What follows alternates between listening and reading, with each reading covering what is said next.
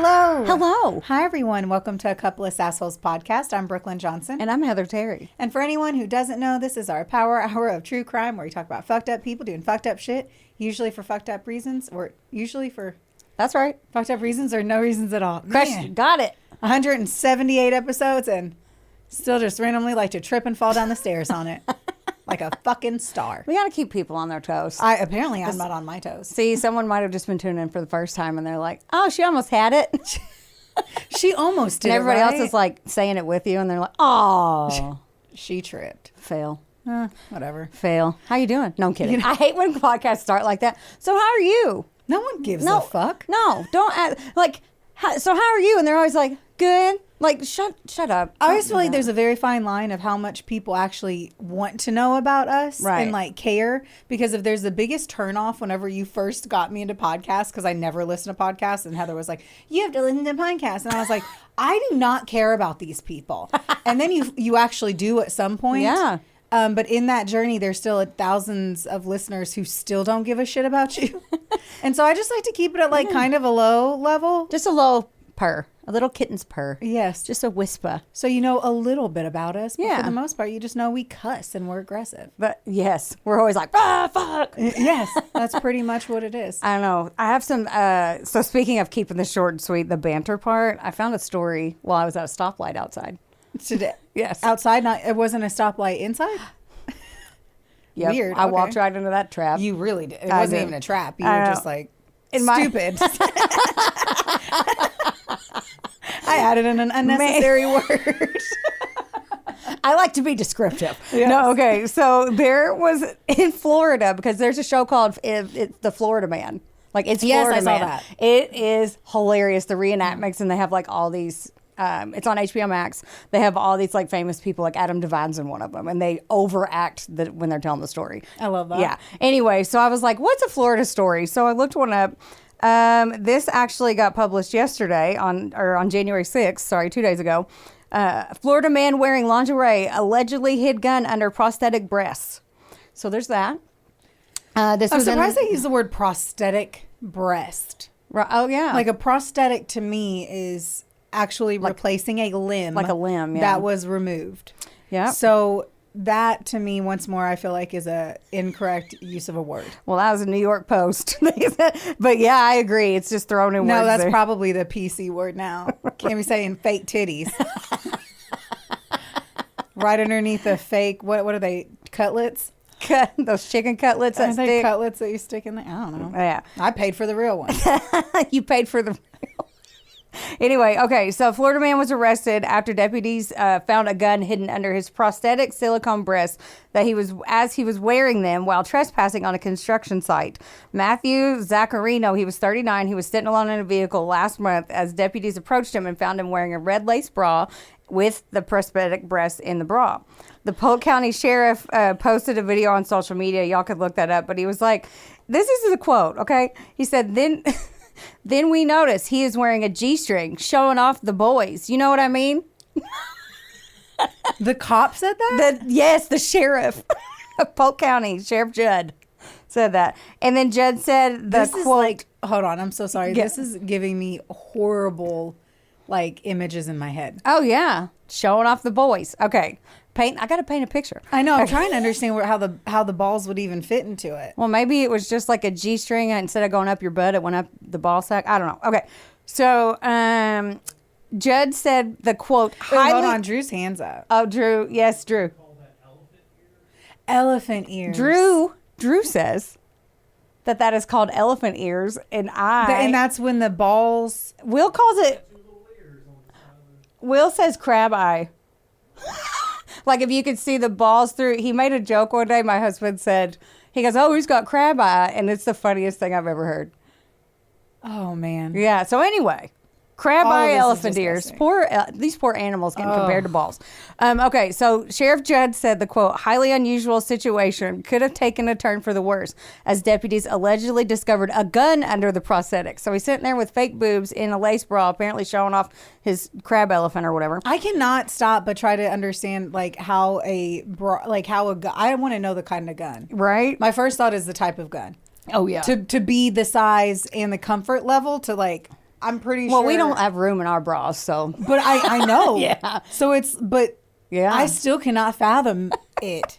And okay, so he tells the cops when he goes up there, he's like, no, I'm going to a costume party. But then when he stopped talking, they were like, okay, cool, where's your party? Because he was sitting at a construction site. And so he got mad at them. Right? In my tits, you want to see? No, but he was the Sheriff Judd said, can you imagine? He's mad at us for trying to find out why he's wearing lace bras with guns and G-strings or G-somethings, Judd said. It was ugly. It was so ugly. And I had to read that because of the sheriff's comments, and that's the end. Way to go. That's the end of the... Thanks for bringing that up. You're welcome. So I want to see that mugshot. Like, did he have to take the bra off or like... Anytime that I'm feeling like I'm at a low point...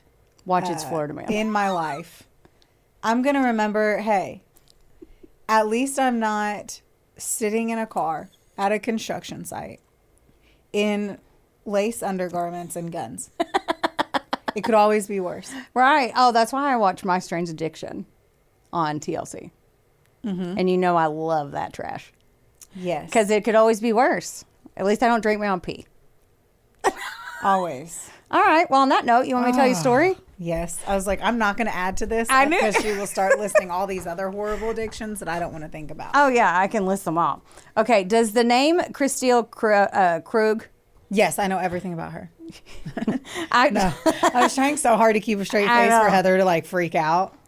You don't know me. Okay. Yeah, I wanted to make you uncomfortable right before you did your story. I know. Good friend. Good friend. Kristil Krug. Okay, my sources are ABC News, CBS News, an article from BroomfieldEnterprise.com from like a month ago. There was an update from AdamsBroomfieldDA.org, KATU2 ABC News, Oxygen.com.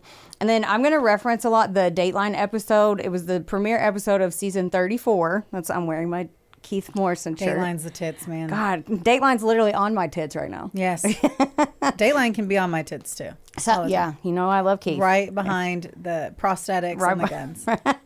And that one, it aired last year and it was called The Phantom because okay, you're going to want to watch the actual episode even though I'm going to tell you everything that happens because the visuals for this make it like I went back and watched it like 9 more times. Okay, what episode is it? It is episode 1 of season 34 of Dateline.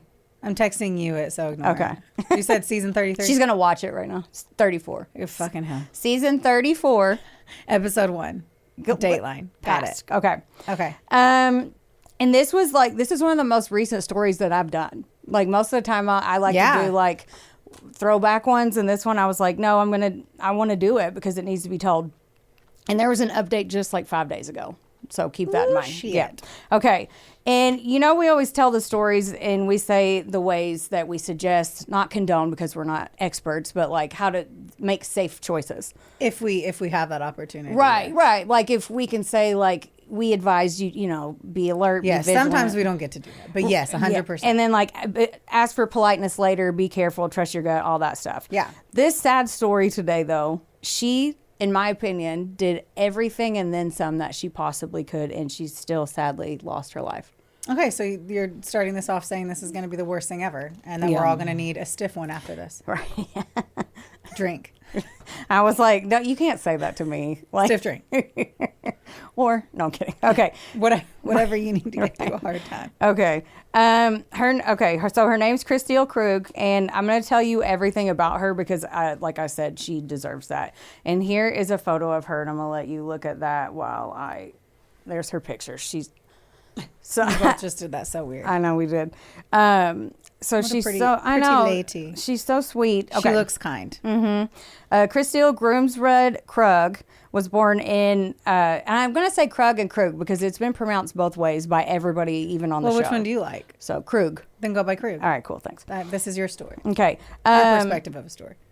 And she was born in Boulder, Colorado on November 24th, 1980, so just a few years older than me. Her sister and family described her as always curious, funny, caring, very smart, and she had a huge love of both the arts and science, which is kind of interesting because most of the time it's one or the other, not both. She was extremely talented, and she was even like a performer. She was a dancer, too. So She was a scientist and a modern performing arts dancer. She got an academic scholarship at Colorado School of Mines and then transferred to University of Colorado Boulder, where she got her degree in biochemical engineering. Cash. So, smarty pants. Doesn't sound like she was very smart. Right. Oh, my gosh. Yeah. So she was better than me. Got it. She used that degree and went on to become a biochemical engineer. So, again. One of those are, I'm always the most impressed by that. Like, Rock really? on. She could dance and she's smart. Yeah, she's She smart. had rhythm and she could dance and she could do the science. Do the science.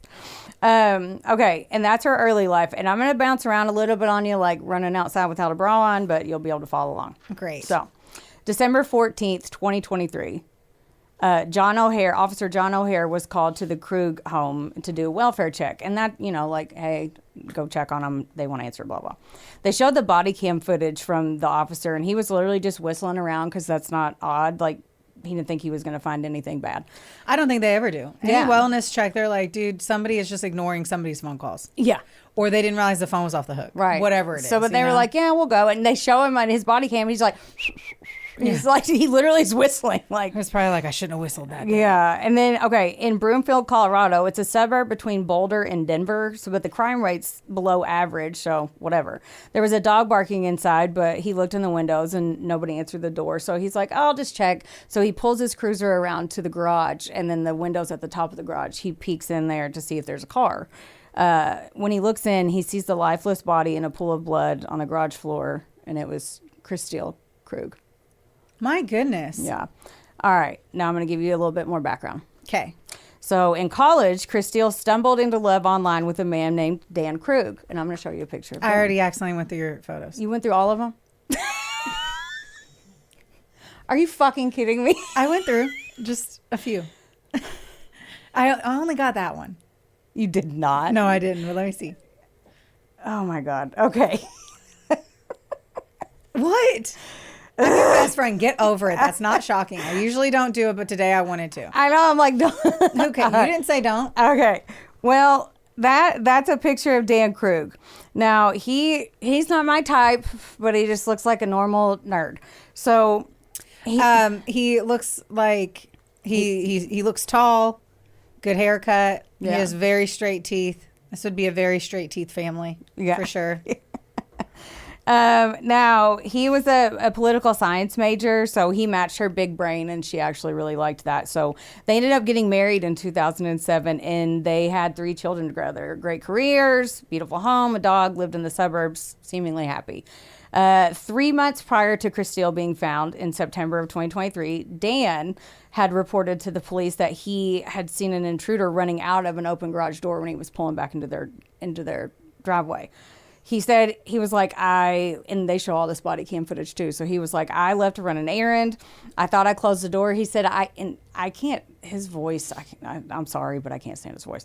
He was like, I saw the garage door closed, but I did not see it closed. And that's exactly how he says it. Yeah. Anyway. So the cop's like, okay. And he was like, I saw a man running out. He describes his clothes. He's like, but it was so fast. I didn't know anything was stolen, but apparently they had a spare house key that was in a toolbox in the garage. And when Kristil got home, she's like, well, that's not there.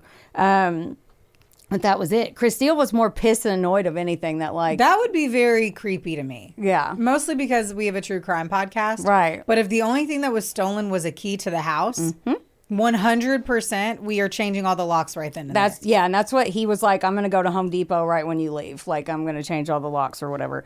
Christina's like, And how would they know that? Huh? Like, how did firstly, I would have, I would have thought to look there. My husband wouldn't have probably. Yeah. To go find it. But someone close to the family, obviously. Yeah, that's why when Kristil got home, she checked and was like, well, the key's gone.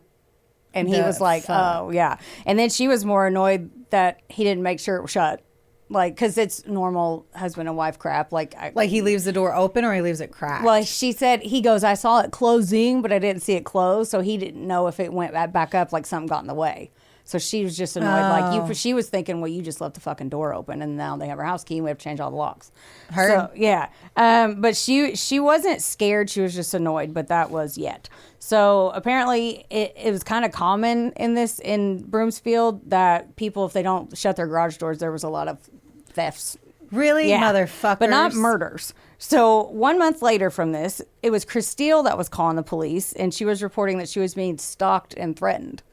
So 1 month after her house key gets stolen, now all of a sudden she's being stalked and calling them. So I watched her interview, and she was so prepared and well-spoken, obviously, because she's smart as fuck. But she was sitting there like, I feel like I'm paranoid. I'm scared all the time. She got a text from an unknown number on October 22nd, 2023. It says this: "Hi, Kristil. It's Anthony. I hope it's okay. I looked you up. I go to Boulder every few weeks and thought we could hook up. You game?" She didn't answer. She's like, 2023. So this is still at the time of like complete spam. Like where they're like, last night was great. And you're like, what? yeah, it's like, I'd like That to take dumb you. shit. Mhm. But like, said a name. That is so creepy. Yeah. And the fact that some dude was like, you game. Yeah, with a U, not even. Oh my God. Yeah. There is nothing that grinds my gears or burns my biscuits more than people at this day and age not spelling out the word. We are millennials. That's We right. did it when we had to hit one button 4 times to get Right. to a fucking T. Yeah, let's get back to... Spell it out, man. We have full I mean, keyboards. What do they do with all their time? They travel with all their spare time. Hopefully Like- they volunteer. Like, sorry I was early to this meeting, Soup but kitchen. I use the U instead of the YOU, and I'm just lousy with time now. I'm just bored. Apparently. Anyway. Ugh. Okay, so she didn't answer. Next day, and she got some text, but I'm going to summarize it to you. Basically, it was like, you got fat and you should kill yourself. So Was it the same phone number? Yes. So it's like, what? Like, it goes from you game and she doesn't answer, and it's like, well, you're fat and you should kill yourself. Like, what? Okay. That would make me laugh so fucking Yeah. hard. If somebody texts me that shit, I would giggle. Right? I'd be like, okay, you're cute. I'm sure you're adorable. So, okay. But then they're like, do you know who it was? And she's telling the cops this, right? And she tells them that she's like, it has to be, the only person I could think of is Jack Anthony Holland, who went by Anthony, was her ex from years ago. And I mean years, and I'll tell you in a second. So 1 month later, after this point, she got an email from ahollandkicks@gmail.com, and it was this photo of her husband. That's already scary. Yeah. Like, I don't actually know this one. Yeah. So Drew's like, I remember this. So story. this was that That's photo. terrifying. It's him getting into his car. At work, it looks like. Yeah, not facing, not like someone took that. So she's like, what the fuck? And then the email also made a comment about him being a slow driver. So it's like, here's a picture of your husband getting in his car outside of his job, and he drives slow. That would scare the absolute dog piss out of me. Right. And she started getting all kinds of dirty ass text messages. And like, they were calling them crude photos. Why didn't she block it? Well, hang on. Was she like holding out just to? Okay, I'll shut up. No, it's okay. I want to tell you in like 2 cents. So, okay. So she starts getting all from different numbers.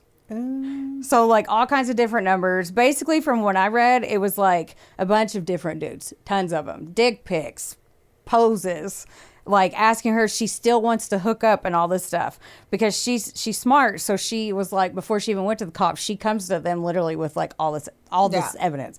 She said she found an ad online that basically says that Kristil, with her real phone number, says that she wants to sleep with as many different partners as she can for her birthday at the end of November. I hate so much that women do this that people wouldn't realize that wasn't real. Like, Do you know what I mean? Like, there's Happy birthday to me. Many women who are like, I want to see how I've seen this on social media. I want to see how many guys. I want to try to sleep with 100 guys this weekend. Like, legit. Yeah, it's disgusting. I mean, to utterly each their disgusting. own, but that's. No, I'm going to say that's disgusting. Well, I mean, I'm not. Wait, what? Okay. Poor thing. Okay, she is. I feel so bad for her. So not only is all this happening now, she's getting unsolicited dick pics. Which is literally kind of the worst. And then yeah. And so then she's like, okay, so someone broke into their garage threatening me, and now I'm getting dick pics, and it went from like, hey, let's hook up to in like 2 months. So Kristil, being the engineer, since that first text, she created what she called a stalker log And it had exact timelines, her thoughts about it, dates, all that stuff. The detective on her case was basically like, she was not a helpless victim. She was a smart badass and took as much control back from the person who was trying to take control as she could. Now, in this was her timeline of her with her ex as well, Anthony. And because she's like, he has to be doing this. So they met after high school. And remember, this is in 2023. They met after high school in 1999 and dated until her sophomore year of college. They broke up and then 1 year later, she met Dan. So the amount of time is a long time. Yes. So Anthony would slide into her DMs and sometimes, and she was like, okay, that's weird. And I'll get to that in a little bit. He said that he was telling her in the messages, he was like, we were like the Notebook. We're always going to end up together. And the first time she was like, okay, no, thank you. He's probably drunk, having a weird moment, sad, something's going on. When people do that shit, I'm like, you're doing something weird. You're Nailed it. Yep. And she was like, thanks, but no thanks. You know, hope you have a nice life. And he kept going on, and she kept leaving him on red. And I wrote that on here. Like, basically, it's like he got buzzed up and was like, she's the one that got away. Yeah. back whenever I was a fucking freshman in college. Like, dude. Like literally 20 years ago. Golly. And like she was like, he's escalating. He's never done anything like that. But then after she blocked him, 7 years, she didn't hear from him. And now he comes out of nowhere again. And he's like, yeah. So he goes from that to 7 years later. You're fat and you should kill yourself because you won't sleep with me. She told her family. Because you're married with 3 kids. Right. Like, she told her family as well, like her parents, Lars and Linda, because they had met Anthony, and her sister Jenna, who's also a lawyer. So one's a bioengineer and one's a lawyer. So they all got in on the action on Anthony. Her sister was actually helping her navigate the legal process to get a restraining order against him, because she didn't talk to him. She had to try to do it and all that stuff. It's hard doing restraining orders. That's what I've heard. So like, she was emotional. She was trying to prep for all that. Yeah. She even hired a private investigator to get all the info she could on him once he started coming after her. So she wasn't just like, laying she down. was not playing. She was not like, oh, this is funny, I'll ignore it, I'll keep ignoring it. She was like, I'm gonna fucking address this. She's like, you're cute, watch this. Yeah. The PI said that he found 2 possible addresses for Anthony, and one was in Utah and one was in Idaho. She takes all of this to the cops, and she's like, okay, here, help me. Like, what can you do? And like I said, I'm jumping around. I want to stop and point out it was 23 years that she dated her ex before she was found dead, by the way. That long of a gap. I was like, sorry, you worded that it was 23 years she was dating her ex before. Yeah. They were not together for 23 years. Right. And then she was 23 years after they dated. Yep. Got it. Okay. Yep. Sorry. Yes. Thanks for clarifying that, because I was like, ooh. Okay. 2 days after her police visit with the stalker log, she got a text, and it says, saw you at the dentist. And basically alluded to the fact that, because she was at the dentist, basically alluded to the fact that he was in the parking lot jacking off while she was getting her teeth done. Yeah. Okay. Yeah. She called the cops again and was like, he had, like, and they came over and they showed the body cam footage, and they're in the garage where they actually ended up finding her. And she's like, he had to put a tracker on my car. They took the car, they put it up on a lift, they scanned it. However, the cops did? Yes. Okay. Yeah, they scanned it, however they do that. And there was nothing. So she's like, what the fuck? You used to be outside your house. The police took action and were taking her seriously, though.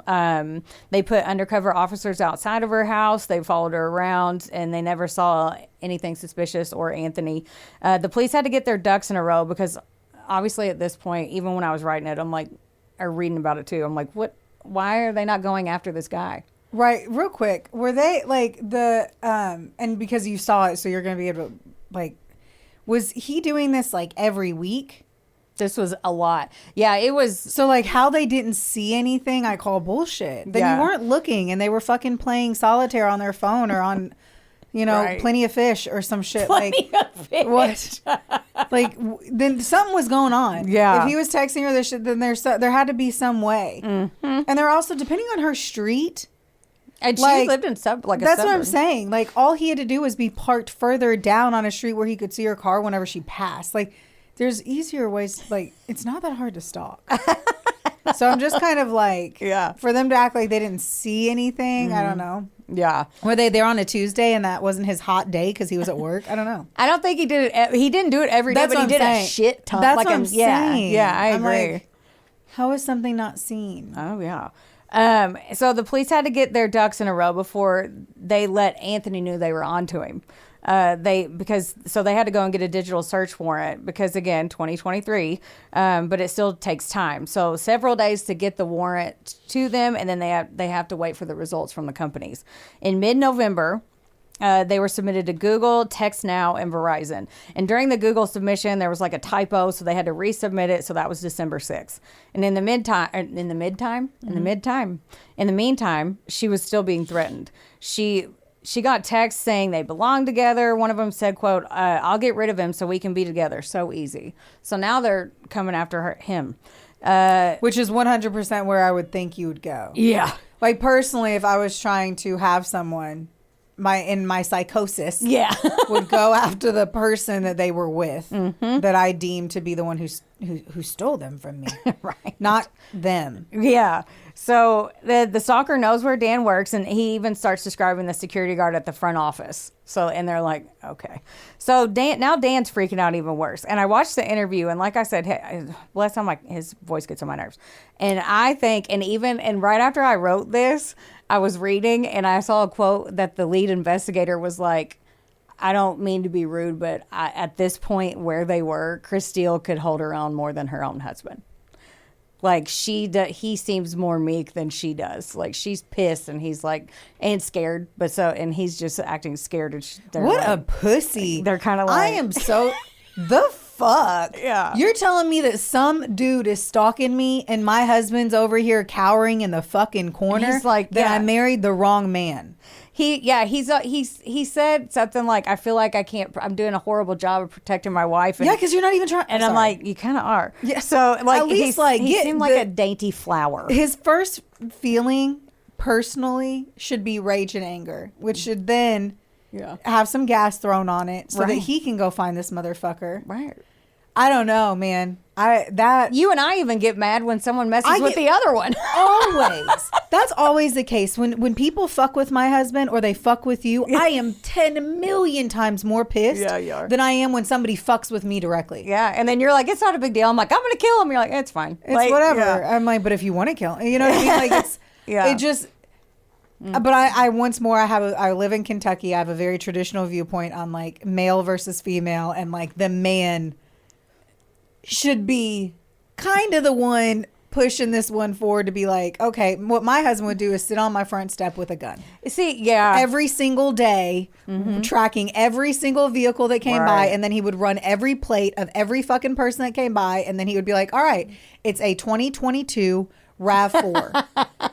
It's gray. Yeah. I know which one it is, and then he would stand in the middle of the street. Agree. But I'm just bummed out that this dude didn't that he was so worried about himself. Oh, when I finish this and you go back and watch the Dateline, I'm gonna get more mad. Yeah.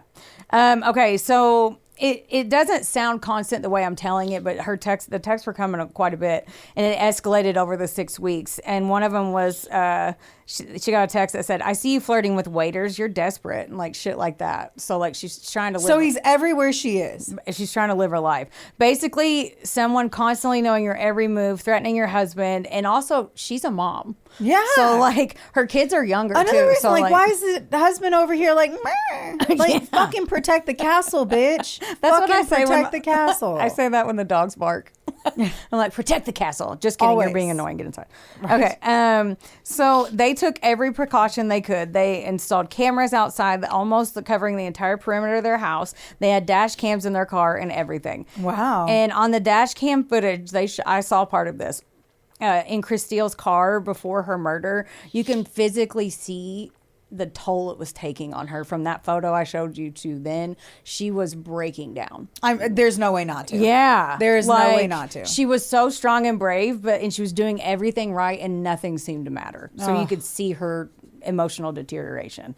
Dan goes to the cops too, and he's like, all right, and he reports all this stuff. They show him, I watched part of the video, he's talking about his anxiety. He's like, this is the part that I'm telling you, it's just because I saw him stand up and he's just lanky and I just think I could beat his ass. Anyway, he carries pepper spray and a steel baton. And the way that he words all this stuff, okay, and I hate to protect your young children and your wife with that pepper spray. This is how he describes it. And he goes, oh my God.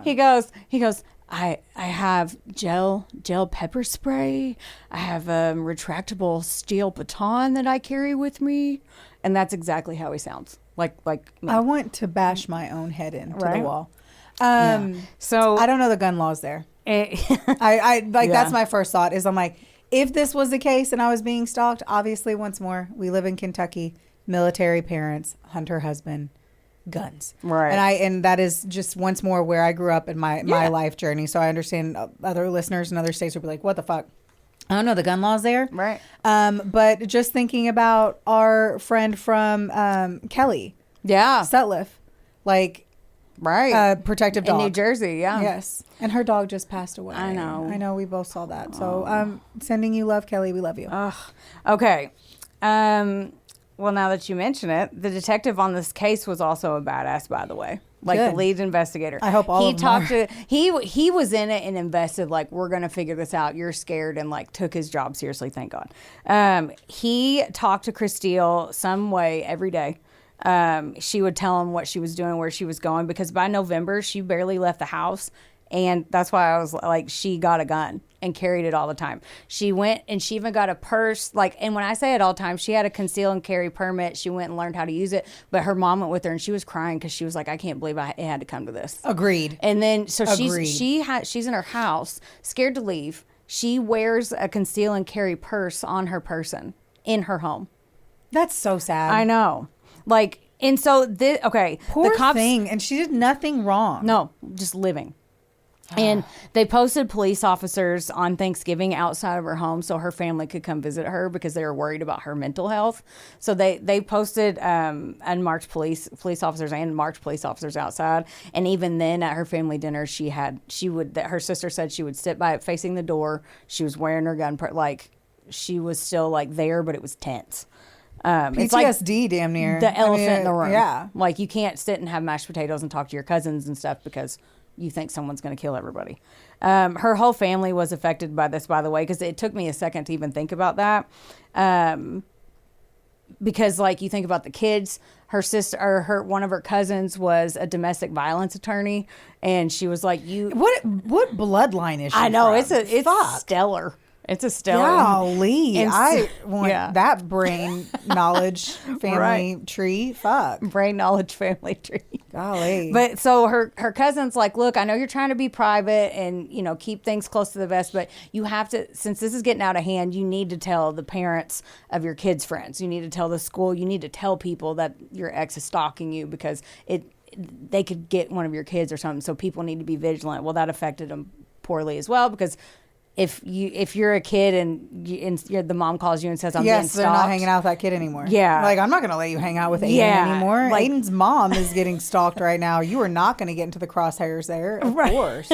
Yeah. And not to mention, you're stuck putting, I hate putting private shit out there and when you're in that situation, And she was like, I have tell people that. Yeah, and she did. And like her daughter had to get withdrawn from a couple recitals, and her daughter was very passionate about dancing, and it was bad. Okay, so now we're back up to December 14th. That was the day that 43-year-old Kristil was found. Ugh.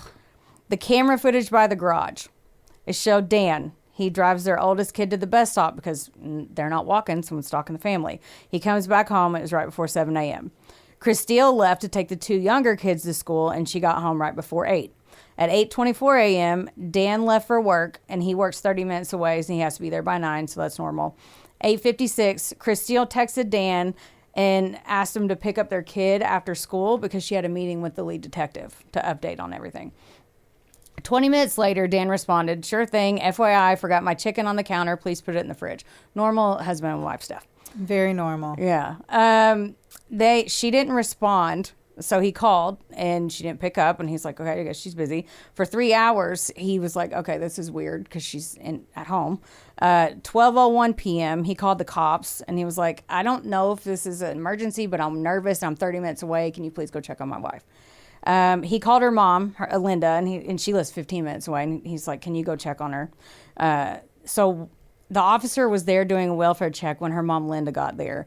And he had already seen Kristil, and he ran around the house, the officer, the one that was whistling initially. He'd kicked in the front door, and he was trying to give her CPR. And right when he had hit the door open and called it in, that's when her mom walked up.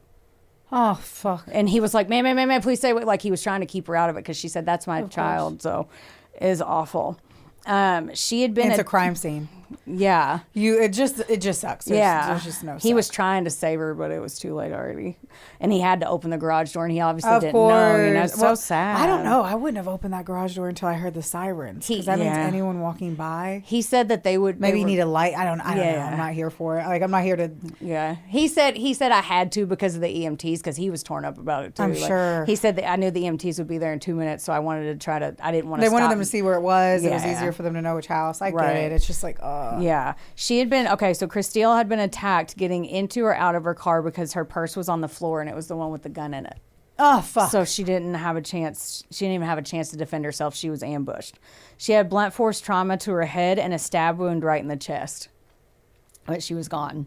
Dan got there from work, and I watched the video. And Dan, because it's body cam, and he collapsed. He was wailing like, my wife is dead. Like, he pulled up and like how fell. terrifying. Oh, yeah. my God. They finally... That 30-minute drive home from work. Uh-huh.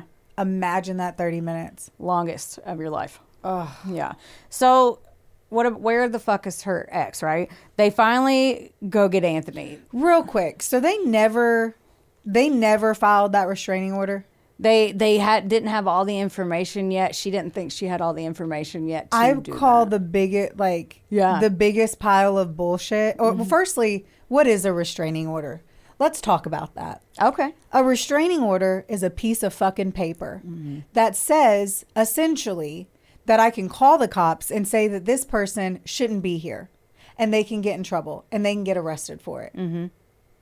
That is it. Yeah. Does a restraining order, does a piece of paper stop them from walking into your house? Does it stop them from stalking you? Right. Does it stop them from...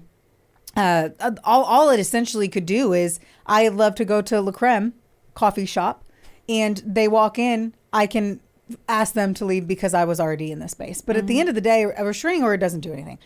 But a restraining order, it's a lot of effort from the person. It's an awkward and uncomfortable thing to do, and you have to go to court and then face the person and say you want a restraining order, and it just sucks. And keep in mind, this was only this all escalated within a few months. So But that's what I'm saying, months. So I mean, you can do it within days. Yeah. So essentially, if there's any form of threat from a person, you can go. So there's not a need for that much evidence. Got it. Now, I mean, yes, there is, because they can deny it. But if you went through all of that, because most victims don't even want to, because it means you have to go to court and see the person. That's the hard part. It doesn't sound like an easy process far as for the person. Right. Especially being a very private, I'm going to try to protect my kids. Yes. Thing. The victim, but still doesn't do anything.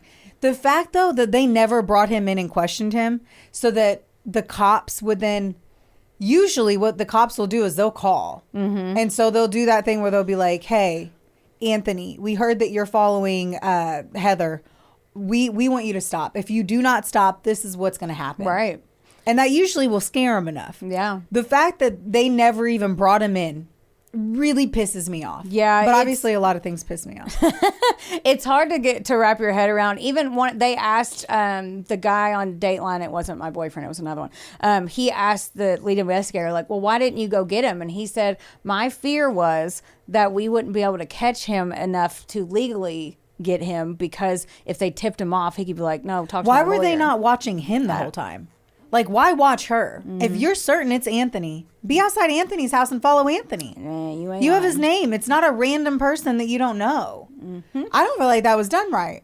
I know. That's what his sister and his family, his sister, even after she found, like, the same day, because they obviously questioned the family, and I'll get to that, but, like, she was like, she was crying, saying, like, why wasn't there anything done earlier? Why weren't you watching him? Right. If you thought it was him, watch him. Yeah. It's always the same thing, right? Women going on a run at night. and being attacked. And they're like, well, she shouldn't have been running at night. Oh, yeah. Why the fuck are you watching her? Yep. Watch him. Exactly. At least to confirm it was him. No shit. I don't even know what the fuck digital footprints are. I'm getting mad. Okay, carry on. Carry on. Okay, so now they finally go after Anthony, which again, I said it's been debated why they waited. They said they wanted to make sure. We just went over that. But, okay, so the cops go back and they're like, where the fuck are my warrant results from these companies that they've still been waiting on? Like, because that's what they said that they were waiting on, was they wanted to figure out, like, where and confirm, like, piece the puzzle together so they could just literally go get him and take him. But now they call back and they're like, somebody's dead. Give me my stuff from the companies, because they were waiting on them. So once more, they didn't have to arrest him. Agreed. They just had to scare him. Mm-hmm. Agreed. And say, we are watching, you stupid piece of shit. Right. Now, they say, they finally say, fuck it, like you were saying, and they go get Anthony Holland. Now, the ex. Here's a picture of Anthony. He's very unattractive, which is going to pop up on the screen. Unless that looks like your brother or your husband, and then he's super cute. But he looks sweaty and like he might smell like cheese. Yeah. Okay, so the two addresses that they had for Anthony were 500 miles away in Idaho and Utah. So they're like, there's no way he's home. He couldn't have made it, because this is the same day. So, like, they were like, okay, we're going to go after him. They just found Kristil. They're questioning the family. They're like, where the fuck is this guy? He's out there somewhere. I'm going to hallucinate if it's not Anthony. Yeah, so. If you're like, oh, it was never Anthony. It's this guy named Bob. Bob. Who's random and just liked her and saw her at. The dentist. It is Anthony, yes. The dentist. Yes. Okay. I was like, are you about to bring in a new character? So they put out a bolo for be on the lookout for Anthony's partial license plate, and they found it in Utah, and it was at his place, one of the two addresses. They had a warrant for the stalking charges at this point, so they got that part, and they go up and they knock on the door, and he's like, hey, it's like, my name's Anthony Holland. And the cop goes back and he's like, hey, I got him. He's at his place, blah, blah, blah. And he calls back. And while he's up there, Anthony invites the other people into his place. He's like, you guys don't stand out here. You can come in. The cop's like, hey, and I listened to this interview. He's like, hey, do you know Kristil Krug? And he's like, oh, yeah, that's my ex from 1999. And she was my first girlfriend and my first love and the one that got away. And Anthony was like, why are you asking me this? And he had an alibi. He went shopping. He had the receipts. All of that checked out. So there's no way he was physically in Colorado, 500 miles away, killing Kristil. Are you fucking me in my ass right now? No. Pull it right out of my ass. No, but I did lie to you and tell you it was him. Okay, so. Oh my God. See, now you know why I was like, don't go through my pictures. Okay. So I didn't know anyone, so it wouldn't have mattered. You could have had a dick in there. I don't know whose dick it was. Oh it's my prosthetic. gosh. Okay. So. I'm about to pee myself. I literally just got an intense urge to pee. Oh my God. You just tantalized the fuck out of me. Okay. So Anthony, but who was it? Oh my, I want to know. Because again, this was 23 years after they broke up. Kristil was successful at the time, and Anthony, they were going different paths, is what their parents said. They were like, they had different goals in life. They met when they were 17 and 18. So like, you don't have to explain to me why anyone broke up that was dating at 17. But Anthony, he had dropped out of school, he got into drugs, and it shows. Yeah, he worked and made money, but he was paying for his habit, and he said, I was just wild. He said he thought about her all the time, but he used it as motivation to turn his life around, like, in the meantime. So cute, I guess. So one day he was like, yeah, it's still like, he said, I mean, weird, but like, isn't that what we saw in every fucking 90s rom-com movie? Yep. Like, someone being motivated by the hot guy in school, like, yeah, instead of getting a revenge body, he got off drugs and kept working, and he went back to school for a little bit, but he got clean. Good for him. So I don't hate him? You'll see. So. Oh my God. You're making my stomach cramp. I have that effect on people. You do. Okay. Wonderboy Media is not only the proud producer of this glorious magic imploring your ear holes right now, but they're also a big deal. Get in touch with them today to make all of your dreams a freaking reality. From using their bangin' ass podcast studio, where we are right now, to creating amazing videos and editing our content like the mystical mavericks they are. Your podcast can go further when you have a Wonder Boy. Hit up Drew today at WBOYmedia.com. Or text him day or night at 270. Just kidding. Does your face look like a mugshot lately?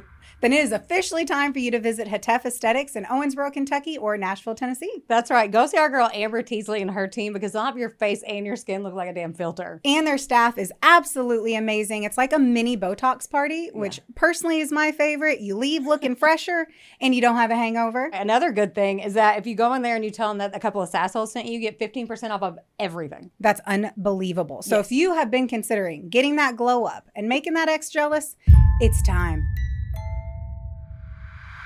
So Anthony had dated other women, but he was like nothing ever added up to Kristil. Oh my. She got her hooks in him. Remember, he said they became. So he was like, look, in 2016 we became Facebook friends. So they broke up. He had tried to reach out to her in 2004. Nothing happened. Then all these years passed. 2016, he adds her on Facebook. She accepts. So the DMs kind of started. Okay. So there was a 7-year gap of no contact between him when he was sending those weird inbox messages, right? When he was on drugs, missing her? Yeah. No, because here's the thing. Because when she said thanks, no thanks, and he was like, oh, you're the one that got away, and he got drunk, and she was like, no, but she blocked him then. Okay, heard. Yeah, so then she was like, he hasn't talked to me since then, and then all of a sudden he's telling her he created a new Facebook page, I guess. Right. Because if she blocked him. Well, so all that stuff happened before. He's like, oh, I miss you. I love all that stuff. She blocks him. Right. He gets clean. But that's what I'm saying. Yeah, if he Facebook friend requested her later on, that was a new profile. But what I'm saying is he stopped he had that Facebook. I'm trying to make the timeline. So when she said he had talked to her and she blocked him, he didn't talk to her again until the stalker messages came back. Right. So, but he was getting his life right at that I understand time. that, but what I'm saying is if she blocked him on Facebook, you said he Facebook friend requested her and she accepted, and then he started messaging her. Right? I'm talking about the time when I was talking about earlier. Remember when I said he slid into her DMs and all that stuff? This was in 2016. And there was a 7-year gap. So the time, I understand, sister. Yeah. I don't think you're hearing me. So I'm gonna try really hard to explain this again. Okay. So you just in 2006 he said that stuff, whatever, and he was being drunk, whatever, sending whatever messages, and she blocked him. No, back then Facebook wasn't a thing. Then that's when he was calling her, and she. Oh. Yeah. Okay. Yeah. Got it. Yeah. I thought all of that was through Facebook. Oh yeah, no, he had called her, and Facebook was a thing in 2006. My love. Oh, 100%. I didn't join it until 2011. So 2016. 2011? Mm-hmm. I graduated high school in 2006. Oh, yeah. So yeah, I'm like, you didn't have Facebook through college? I did. Okay. So I just lied on accident. No, I'm like, dude, for sure. I had it. Yeah, as soon as I went to college. Okay. Just make sure. So he calls either her, way, blocks her. Then he's like, okay, cool. I'm assigned to her DM. She's like, no, thank you. Have a good life. Whatever. Blocks him again. That's what you're saying. Yeah, but he called her a long time ago. Got it. Right? Who cares the Either device? way, there was a 7-year gap. So he slides into her DMs, says I fucked up. When he gets drunk, she blocks him. I'm telling you the timeline. Then so then she blocks him out of nowhere. Out of just sheer luck. 7 years later, he comes back and he was like, I'm coming to Boulder. Let's hook up. And all the stalking stuff started from Anthony after all these 7 years. Right. So was that actually him saying, do you want to hook up? I'm in the area. I'm going to keep going. Okay. So well, because then it sounds like hook up could have meant like meet up and not as like pervy. Right. Like, do you want to grab a coffee? And yes. And the answer is still the fuck no. Yeah. I'm married. I'm not going to. No.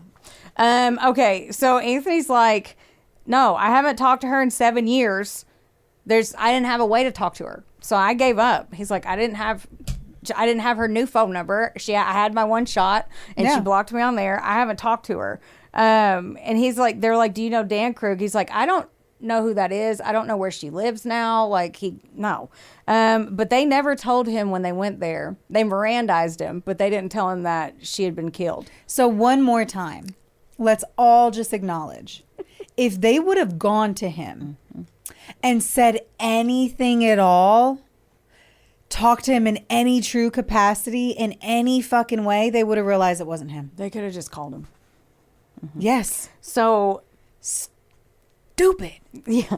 So, so think about it from Anthony's perspective right now, but he's still a suspect. So just because he didn't physically do it. Anyway, so they don't tell him that she's been killed. And they decided at that point, they're like, we can't arrest him. Well, no shit. Yeah. So the thing is, like, he didn't even know that she was dead, and they never told him, and he didn't do it. So in stalking cases, obviously it's common that they don't have somebody go kill someone for them. They want the control, like 100%. Yeah, that's not a hire. Yeah, like, but they had to. They're back to square one because they have to triple check and make sure. Because who the fuck is doing this? They're not back to square one. They never got out of square one because they're fucking stupid. They should have called. I don't know if I'm crazy, but like I feel like that's literally the first thing that happens when you bring it to the police department. They should call. They call. Mm-hmm. It's not even that they like. I went through a stalking case. Yeah. When I was like 21, 22, and they call and tell them to stop, to scare them, to make them realize that they've gotten to the level of the police are involved, and that usually for a non-psychopath, well, if you stalk somebody, you're already a few shy of the full crowns in the box, right? Like there's obviously something going on that you're going to stalk somebody. Yeah. But I'm just like. Police contact usually, so, or at least kind of freaks them out a bit or makes them better at their job. I don't know. Shoot them a letter, give them a voicemail, something. Either way, I agree. Yeah. So like they're back to, okay, who then? At the police station. I'm so annoyed. This is all still within the same day. So at the police station, they split up Kristil's family. Her stepsister, the lawyer Jenna, and then Dan, and then her parents are all split up in separate rooms. So then they attack the family. Perfect. Okay, carry on. I'm annoyed. Okay, and like I said earlier, the family's upset because they feel like they should have done more. They took Dan, of course. They go to the husband first. They take Dan next in to rule him out because duh, he's crying so hard. Again, saying he was supposed to protect her. He's hyperventilating. He's a mess. My hand's up. Okay. Because then I realized you weren't going to notice it. Okay. And our viewers could see that it was up. When did they look at the cameras? The cameras at the house? Yeah. I'll get there. That's a valid question. I just feel like that would have been absolutely step one. Mm-hmm. Yeah. Before anything else, I would have been like, may we log in? Yeah. While he's crying, just be like, give me the login, Dan. Give me the login. Where's the home laptop? Right. Yep. Oh my God, I'm gonna fist fight. It's funny because you're like right on the way. You're like you're getting there. Okay, so or you're getting there. You're cruising for a bruising is what you're doing. Okay, so sad. He's distraught. Blah blah blah, and he's also trying to help, like trying to tell him anything he can, as he should. There's a live feed camera in his interrogation room. So when they're getting all the information back, they've already called Google, Text Now, and Verizon. And they're like, okay, she's dead. Give us our stuff. So they start getting all this information immediately, which is a bummer because they they couldn't do that in the first fucking place because who knows what would have happened. The person would have been caught. Yeah. If they, I'd like to answer that for 200. They would have been caught. Right.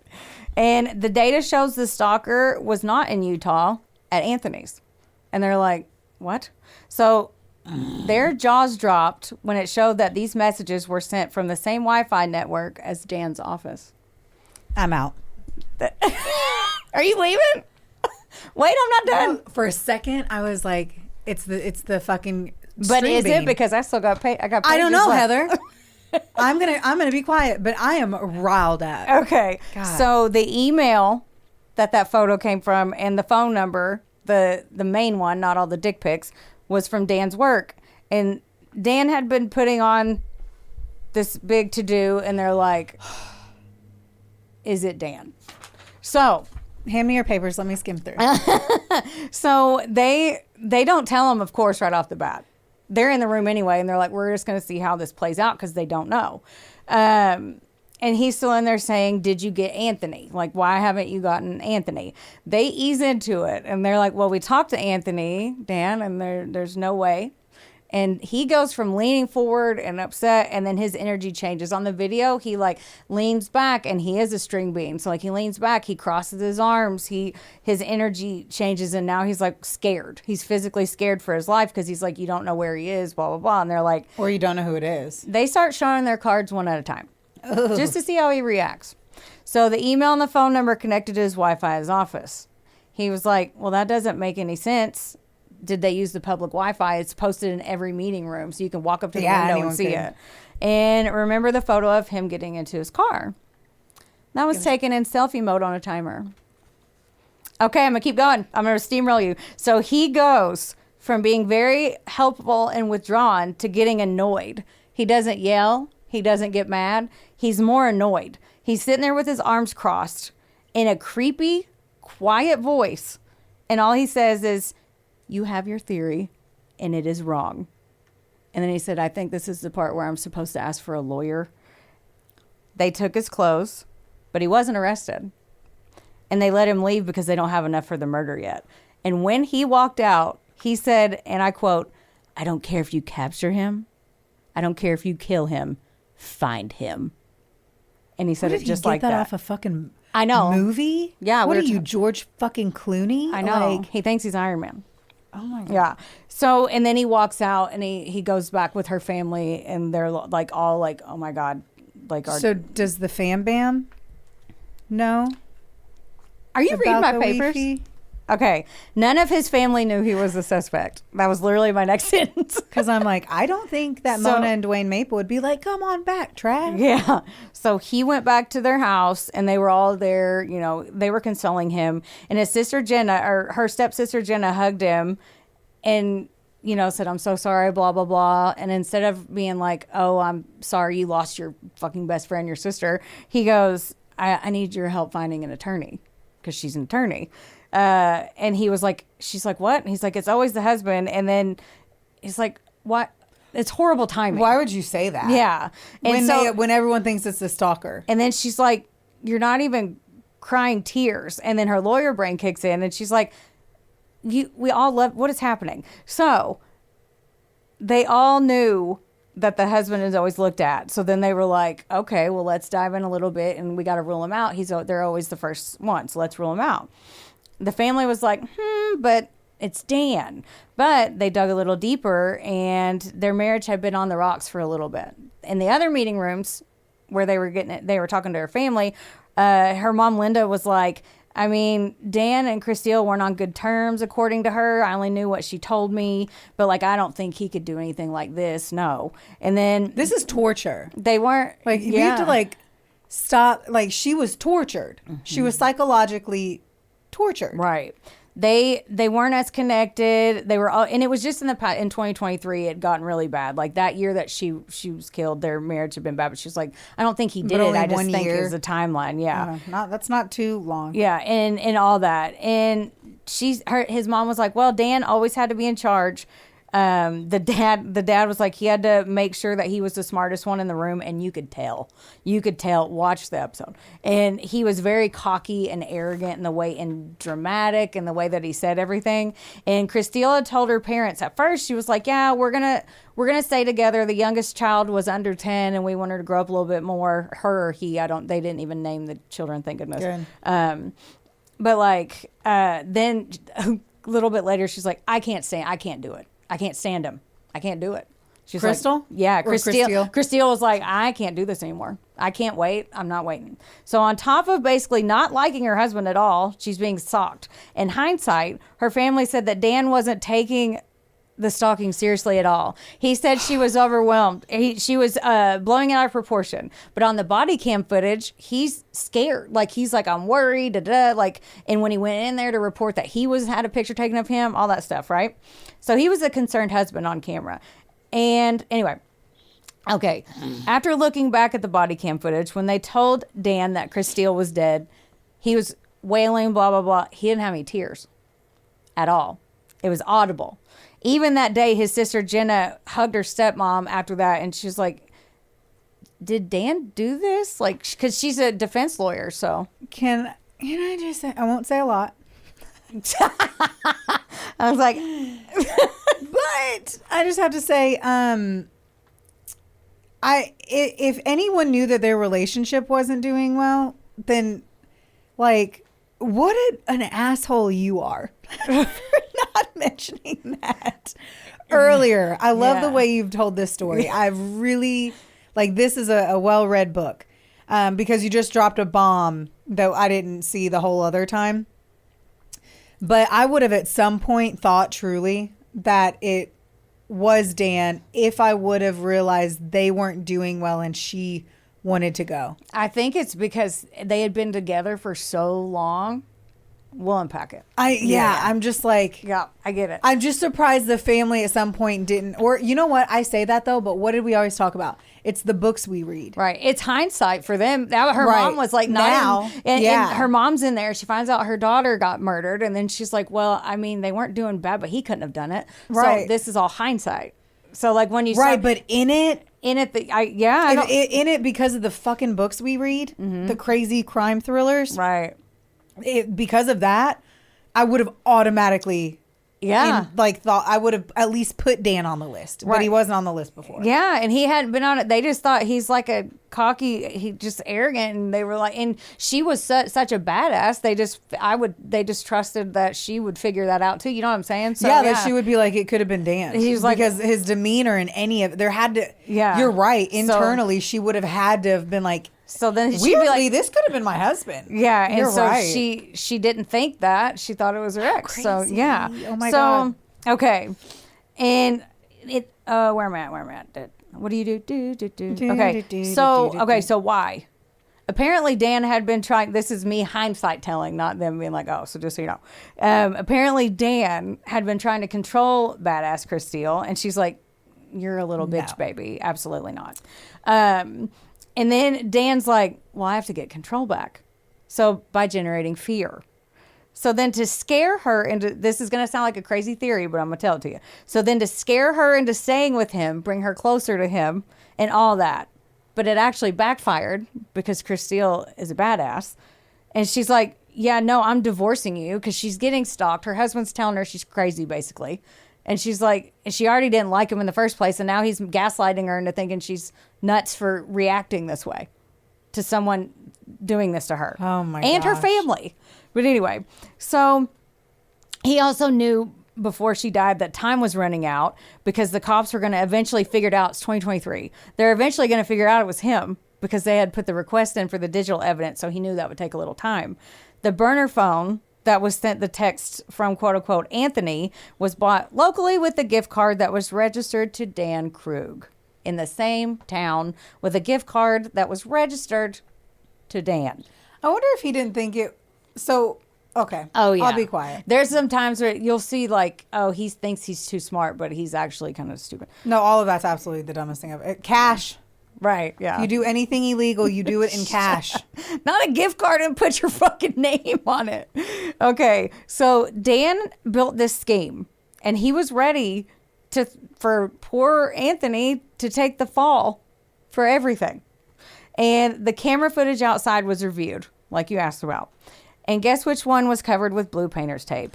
The front door. The same tape that they found in the drawer in their kitchen. Okay, 4 cameras covered the perimeter of the house. The day that Kristil was killed, the only one that was on and recording was the one outside of the garage, facing the road where the driveway. So the video was of Dan leaving at 8:30. So there's his alibi. He'd gotten a text after he'd left from her phone. He had got to work on time. Like, what the hell? So this asshole, during his interrogation, before they said anything, he handed them the evidence that they needed when he was being interviewed the day that they had found her. They said, hey, can we see your phone? And he's like, sure, because, you know, he's smarter than everyone else. And even smart criminals fuck up. All of them do. So on his phone, from the day before, Dan had searched, you know, in incognito mode. Yes. On Google. He had searched on his Google app, and this is not all, but these are the ones I picked. Head trauma, How hard do you have to hit someone to be unconscious? How long does someone have to be unconscious to become brain dead? But he's in incognito mode, so nobody knows. Right? Anyway, he's a fucking idiot. He thought it was invisible, so he was like, it's fine. He never said this, but the cops are like, obviously, you're a fucking idiot. So they go to get him. The same officer who found Kristil deceased. So they because they had to let him go, but they compounded all this. So Dan leaves the police station this day, and they're like, now we can get him. So same day, they go to get him. The same officer who found Kristil deceased in the garage and tried to revive her was the same one who pulled him over. That happened to be the same one. And he was on his way to his daughter's dance recital and got arrested for his wife's murder. The daughter was going to her dance recital right after her mom was brutally murdered in their garage. Yeah, I don't know. I didn't even think about that. They said it could have been for dramatic effect, but that's what I read that he was. Oh my God, I'm over here like, did they ever tell the kids yet? See, I don't know that either. Maybe my not. first question is they didn't tell the kids. Maybe not. Maybe they were like, let her get through this and. Yeah, she's been working months on the. Yeah, because dance was so big in their lives. And like, fucking telling your kids that your mom's dead. So her family, they're floored and then they're hurt because he literally fooled everyone. The fact, and I want to reiterate this, he literally called her own mother knowing that she was dead and said, I need you to go check on her. So that was evil as fuck. Mm-hmm. And it's so sad that the last few months of her life were so miserable. Right. And she was so terrified. She was anxious. She was being harassed. And it's all from her freaking husband and the father of her 3 children, and then gaslighting her during all of this. In the spring of 2025, not even a year ago, Dan pled not guilty and went to court. He pled not guilty. And then the case blew wide open.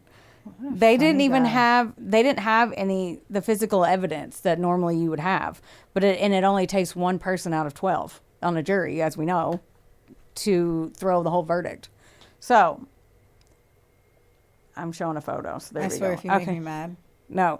So I want to show you, because you saw a picture of him when they got together. Yeah. And that was a recent photo, right? Yeah. This is what he looked like 2 years later. He looks I never swiped this far. Okay. Cool. Just so you know, don't swipe at all. Okay. So he's now got fully gray hair. He's aged probably, you know how they say like when the presidents get in there and they get out, they always compare how stressed they are. You can tell he looks haggard.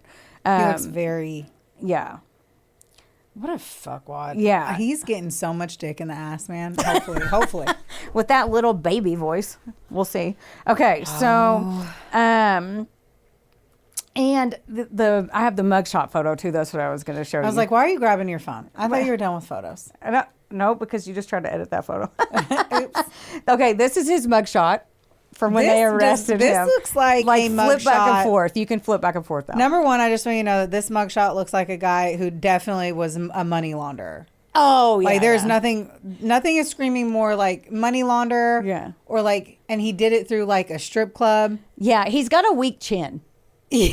Like, his chin looks like if he very sneezed, weak chin. He looks bad in bed, too. Oh, yeah. So... Poor, she could have aimed a little higher, right? But we'll let it go. Okay. Anyway, so now we saw he aged like a million years in 2. Yeah. So that was him that was a photo of him on the stand. That if you guys are watching, you just saw that. And okay, so where is his attorney going to go? His attorney was like, well, she texted him after he was gone. So how did that work? But I didn't even know this until I read this, that you can tell if your phone screen was lit up at the time. So besides the fact that you can schedule text messages now, which he did, but they could prove that it wasn't her sending it, like, because they can tell if your phone screen is lit up at that time that the message went out or not. And her phone was locked. So obviously it was scheduled. Okay, guys. So what we just learned from you saying that, because this was a 2023 murder. Yep. Is if you're texting and driving and you get in a car accident, we already knew that they could timestamp it and confirm that you were texting. I don't know if anyone knew that. But like if you're texting and driving and you get in a car accident and you kill someone, Or if anything happens, they can tell that you were sending a text at the exact time of the accident. Apparently they'll be able to tell too if it was unlocked or locked if you were just scrolling. Yeah, they could see because you just picked your phone up and it lit up when you picked it up so they could tell that her phone screen was dark at that time. Yeah. That's the difference between the murders that we do there in the 1900s, and I'm like, there was a bloody goat running through and now I'm like, her phone screen was black. So right, so they knew. That's crazy. Yeah, I didn't even think. I forgot about the text, honestly. Yeah, so he could. Yeah, so he scheduled that. I'm so mad about this. Dan had ambushed Kristil when she got back from taking her kids to school in the garage. He knew she had a gun.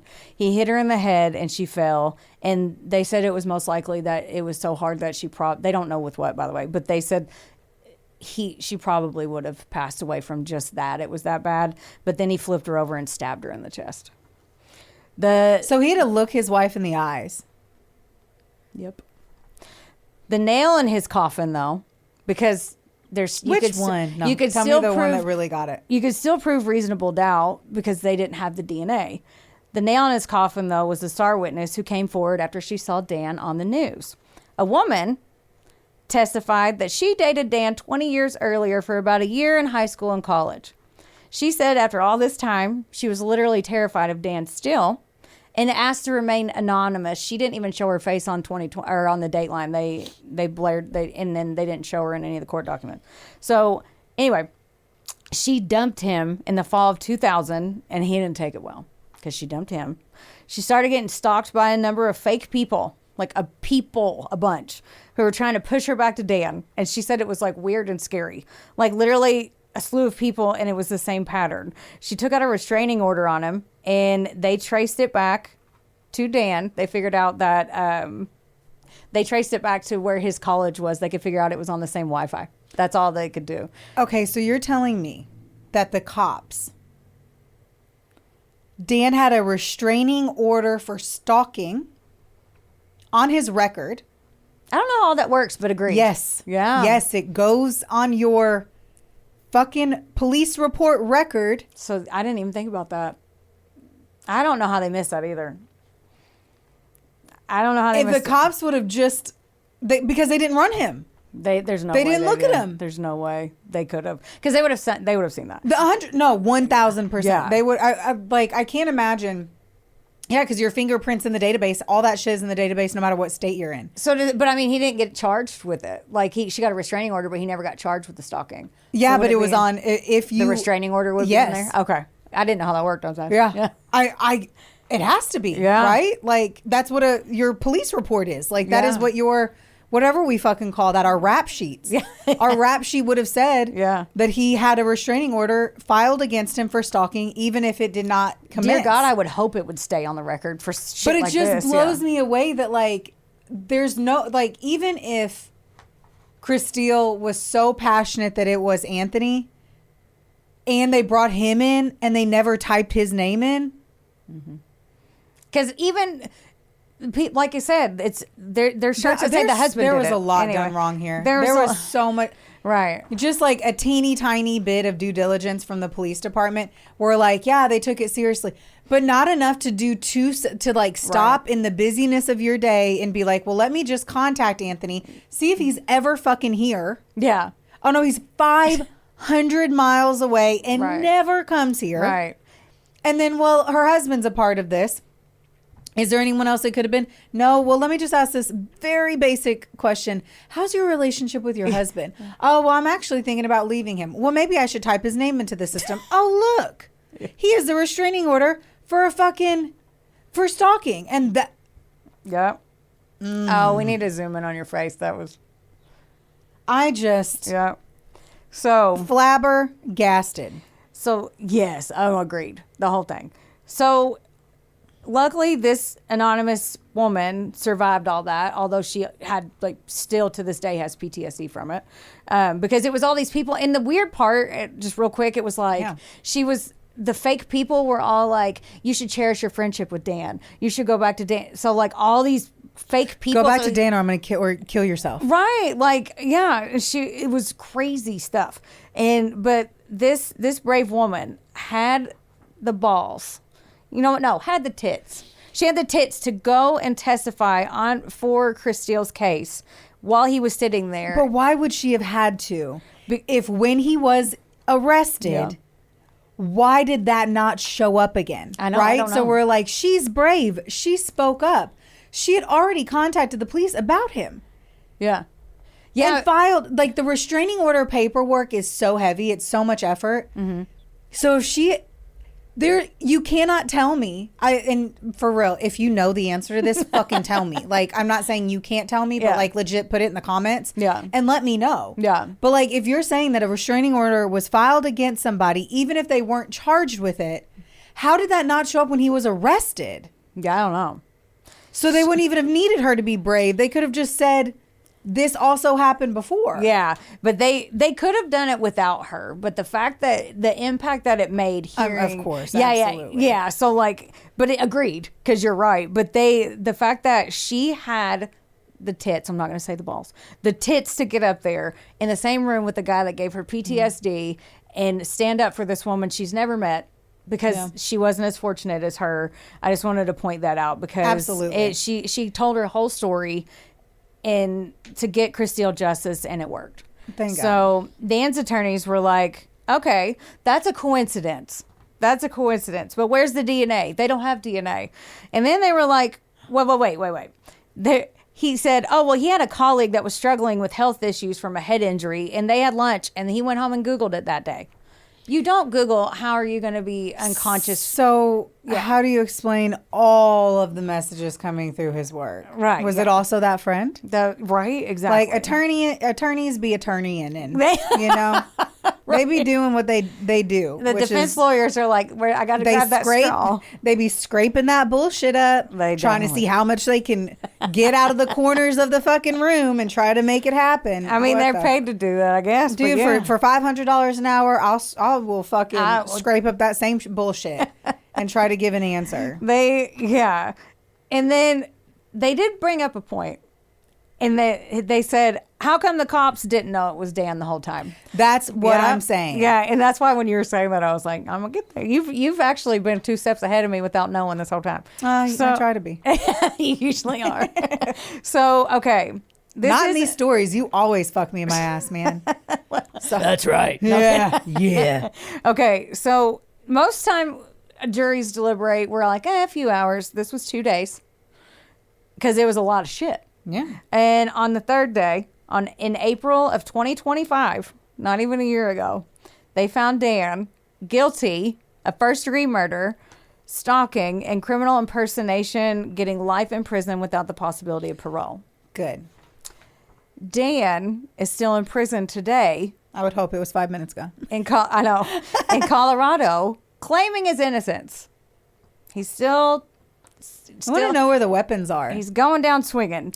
Now, Kristil's family, they're all smart and brainiacs and stuff and very great people. They're still advocating for something called Kristil's Law to try to speed up the phone and Wi-Fi data access in stalking cases. Because right now the companies are allowed to do it at their own discretion and have their own policies. They want it to do a 48-hour turnaround time. Because who knows, like I said, if they would have known it was 100%, Dan in 2 days. Yep. And so they're pushing for that still right now. And I hate that they're still stuck pushing for that. Yeah. Like it's 2026 now. So like, yeah, like this shouldn't be, and then they were like, they came back to him. Sorry to cut you off, but they came back Googling them. They were like, well, we try to prioritize them, but we can't. We take those seriously. They all gave the PC answers they're supposed to shove give. it right up your fucking culo. And all you need, hire somebody. You're a big ass multi-billion dollar company. Hire more You're getting people. all of our money. Right. Fucking make a department called Saving Fucking Lives. Right. And fucking put the money into it. I know, that's Take true. the money from the fucking CEOs. Yeah. Who are over here jizzing all over us with their bullshit. Fucking create a department. Spearhead it with a woman. Yeah. Give that job to a woman. And like make some shit happen, man. Yeah. I'm not here to hear your bullshit. I agree. Because I didn't even put in their quotes, but I knew I had to say it because you're already fired up. So I kind of like to throw gas on there when you're like that. I hate when it's obvious shit. Mm-hmm. So like one fact-finding question. Are you sure it's Anthony? Well, I think it's Anthony. Is there anyone else it could be? No. Next question. What's your relationship like with your husband? Well, I've been talking about leaving him. Heard. Let's look up Dan. Dan. Oh, restraining order for stalking. Heard. Right. Or let's see if this shit was happening from whatever. Pull his phone records in the log into his AT&T. Yeah. Whatever the fuck it is. Here's the thing about that too, because I agree with you. So I had to think about it from an outside devil's advocate perspective. If he had fooled her, because she didn't think he was. But like, was she paying that much attention to him? Was he fooling her, or was he a meek little cunt that she was planning to leave? Wasn't scared of because he's a pussy. Yeah, he is definitely a little bitch baby. I mean, we say that, but he murdered her. But like, do you know what I mean? Yeah. Like, was she just? He's gaslighting her. He's not believing her. So why was she even paying attention to him? Right. So did he really have to act a part and fool her? Or was she so numb to him that they were roommates and she didn't pay attention to him anyway? I mean, that's valid. Like, when you're ready to leave your husband, like, dude, you're like, don't give a fuck. I'm not even paying that much attention to you. Right. I hope my stalker kills you. Right. Get more money in the divorce. Or not the divorce. Well, that is the sad story of the murder of Kristil Krug by her piece of shit husband, Dan. That was a tantalizing. You hold that story in a very, very delicious way. I feel like, minus the fact that I'm actually hungry, I feel like I had a very, very delicious meal of a story. Thank you for that. Yeah. Well, I got as much info about Kristil as I could because she just sounds like a badass, and that's the thing. She literally did everything by the book and then some. It's almost like sorry for interrupting, but it's almost like the cops are trying to do it so by the book that they didn't just stop and be like, wait, let me. Yeah, and they go into a little bit in detail on the episode about why they didn't. I mean, I feel bad because it's hard to get mad at the detective when they seem so invested on it and stuff. Of course. Flip side, I agree with you, and I was like, just call him. Here's the biggest thing. Here's the biggest fucking part of it that I'm like, you dumb bitches, is the fact that he was 500 miles away. His residence was. Both of them. That's what I'm saying. And she's the one that brought him the two addresses in the first fucking place and handed it to him. That's what I'm saying. And it's so... Yeah. And then they're like, well, what if he hired somebody? No. If he's obsessed with her, why would he have somebody else do it? It just makes no sense. Like, my first thing would have been like, okay, guys, let's all come to terms with it's not Anthony. Yeah. He's 500 miles away. Yeah. All we had to do was call his job and see if he shows up. Right. If he's at work Monday through Friday and that photo of stupid fucking Dan came through on a Tuesday and he was at work, it's obviously not him. And then give him a call and be like, hey, and figure that little jizz out. But I'm like, this whole thing, I'm so sorry. And I understand that the cops were invested. Yeah. They dropped the ball so hard. Mm-hmm. I can't even be like, good job. Yeah, I feel like no. I feel like by the time we sadly tell the stories like this, a ball had to have been dropped somewhere on all of it. Like, you know what I mean? Well, we say that. There's some. That's true. We get lucky enough whenever we find them where we're like, the police department rocked it. That's true. They crushed it. It's few and far between. They did it. Yeah, because then it's not that interesting. Yeah, I was like, we're not cop bashing, but like, in all honesty, the ball gets dropped somewhere and we just see when it gets dropped. Yeah. So, what do they say? It's like those positions at work where like the particular position just happens to be the one that catches mistakes, and so they see all your mistakes. Right. But if it was anyone else in the company, no one sees the mistakes. I mean, it's kind of our fucking storyline, but I think that sucks. But I also, once more, I'm hoping that Kristil's law gets passed. Me too. Yeah, absolutely. They're pushing for it on a federal level. And is there a link or anything that we can sign? Do you know by chance? There's not. I looked and there's not because it hasn't made it all the way up. But her name is spelled Kristil, and her last name is Krug. And it's we're just gonna have to. You're gonna have to make a note on your phone, on your calendar every month to see where that's at, so we can fucking promote it. And when the petition comes through, right, we fucking send that shit out. And she's got I know that her cousin and her stepsister are pushing for that really hard, as well as her family. So, yeah, heard. Mm-hmm. Well, thank you for that. Yeah. It was a tantalizing treat. Yeah. Also very sad, but yeah. Don't forget, like, rate, review, subscribe. Make sure you do all of those things because that's how you're going to find out about whether or not Kristil Kristil's law gets passed as we continue to watch that, because we will. Yeah. But thank you guys for listening. Yes. Don't forget, don't get mad. Get sassy. We love you. Bye. We love you. Bye. This episode was sponsored, edited, and produced by Wonderboy Media. Get the deets at WBOYmedia.com to see how you can make your podcast dreams a reality. Help us out and be sure to rate, review, and subscribe wherever you listen to our audio project. Don't forget, follow us on Facebook, Instagram, and TikTok at, of course, A Couple of Sassholes. Want more sass? Become a member of our Patreon for bonus content, merch, and more. Plus, we're on Cameo now, so there's even more ways to get the sass you need just how you like it. As always, don't get mad. Get sassy. Theodore, can I pet that dog?